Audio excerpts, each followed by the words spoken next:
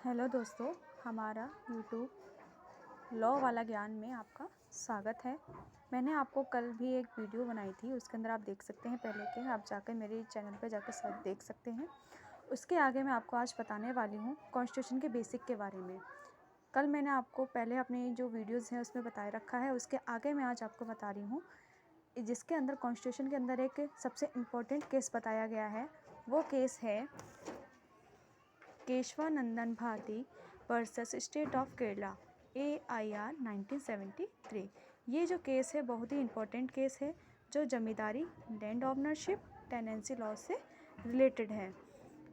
ये केस ज़्यादातर लैंड से रिलेटेड केस है। ये इम्पोर्टेंट केस है लॉ के अंदर, जो हमें बहुत ही लैंडमार्क जजमेंट में दिया गया है, जो हम आगे आपको मैं बताऊंगी। नेक्स्ट वीडियो में आपको ये जरूर ही केशवानंद भारती में बता दूंगी।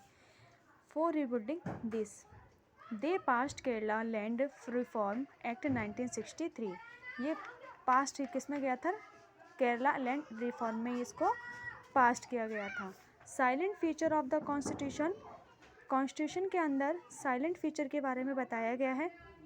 The constitution of India is many ways, constitution के इसके बहुत ही मेनी वेज हैं। It has सर्वल special feature that distinguish it from other constitution of the world. Constitution के अंदर हमें ये दो चीज़, इसने साइलेंट फीचर में हमें दो चीज़ बताई गई हैं। एक तो है size of the constitution and type of the constitution.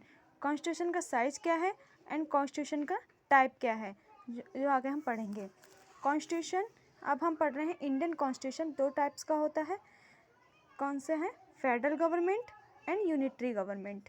Constitution के अंदर एक गवर्नमेंट के बताया गया है कि कैसे कैसे गवर्नमेंट होती है और उनमें कौन कौन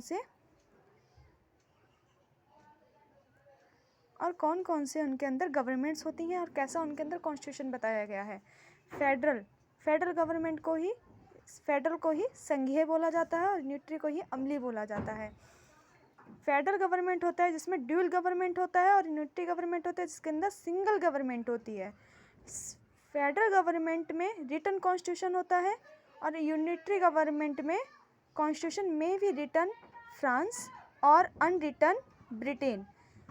जहाँ पे भी रिटन कॉन्स्टिट्यूशन होता है वो फेडरल होता है, और जहाँ पे अनरिटन कॉन्स्टिट्यूशन होता है वो यूनिटरी गवर्नमेंट होता है।